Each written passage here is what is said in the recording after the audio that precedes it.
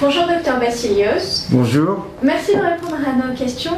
La première d'entre elles, comment traiter cette insuffisance rénale? Avant de la traiter, il faut savoir faire le diagnostic. Alors, comment faire le diagnostic? De façon très simple. Le problème des maladies rénales sont des maladies silencieuses. La plupart du temps, c'est des maladies silencieuses qui font pas mal. Et quand on a pas mal, on ne consulte pas. Et quand on ne consulte pas, on n'a pas de diagnostic. Quand il n'y a pas de diagnostic, il n'y a pas de traitement. Alors, comment faire pour avoir un diagnostic tôt, précoce? Déjà, il faut cibler les patients et les patientes à risque. Les patients qui ont une hypertension artérielle et ou le diabète et ou des problèmes héréditaires, des maladies rénales. Chez ces patients, il faut faire un dosage de la créatinine sanguine, une numération formule sanguine, un bilan sanguin complet. Et dès que nous avons les résultats de la créatinine, on fait ce qu'on appelle la clairance de la créatinine. C'est un calcul qui donne le laboratoire d'une façon systématique et de façon gratuite. On a une estimation de la fonction rénale en pourcentage. Et quand nous voyons qu'il y a un pourcentage de fonction rénale diminue, là, on s'oriente vers un diagnostic de l'insuffisance rénale.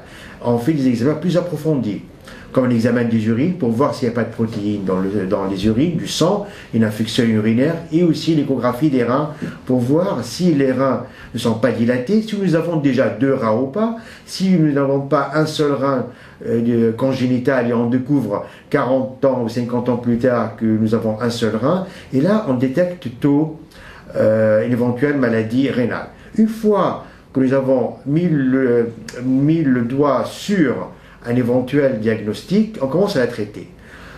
Le problème, nous avons parfois des propos on entend que les maladies rénales, c'est une fatalité. Il n'y a pas de traitement. C'est faux. C'est faux. Quand on détecte tôt une maladie rénale, on peut la ralentir. Et on peut la freiner, même on peut la corriger. Comment la traiter? Si l'hypertension artérielle n'est pas très bien contrôlée, on renforce le traitement. Si le diabète son contrôle n'est pas au rendez-vous, on renforce le traitement. Si on découvre qu'il y a un obstacle au niveau des voies urinaires, la prostate qui est un peu augmentée de volume, un peu grosse, et on enlève la prostate, tout rentre dans l'ordre. S'il y a un calcul rénal qui bloque le rein, et on enlève le calcul, le patient et la patiente sont guéris.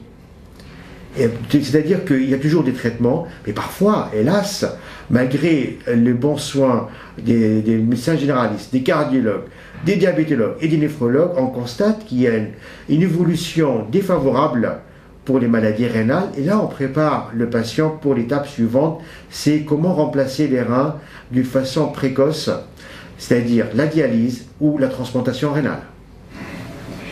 Quand consulte-t-on un néphrologue?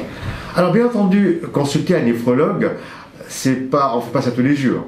Alors bien entendu, c'est bien que les patients consultent un néphrologue adressé par soit le médecin généraliste, ou le diabétologue, ou le cardiologue, ou le praticien qui a fait le diagnostic de l'insuffisance rénale ou d'une maladie rénale, ou voire même un doute sur une éventuelle maladie rénale.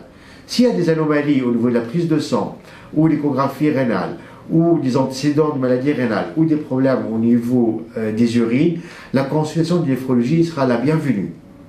Et le néphrologue, soit il confirme ou il infirme le diagnostic, il demande d'autres explorations approfondies pour mieux comprendre le problème et essayer de mettre en place un traitement pour éviter les complications et aussi d'établir un schéma de suivi conjoint avec le médecin généraliste, le cardiologue et le diabétologue, etc.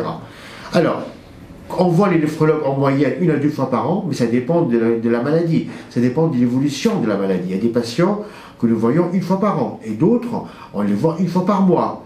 C'est au cas par cas, ça dépend de la gravité de la situation, ça dépend aussi du diagnostic de la maladie qui touche les reins, et surtout, il faut assurer un suivi conjoint avec le médecin généraliste.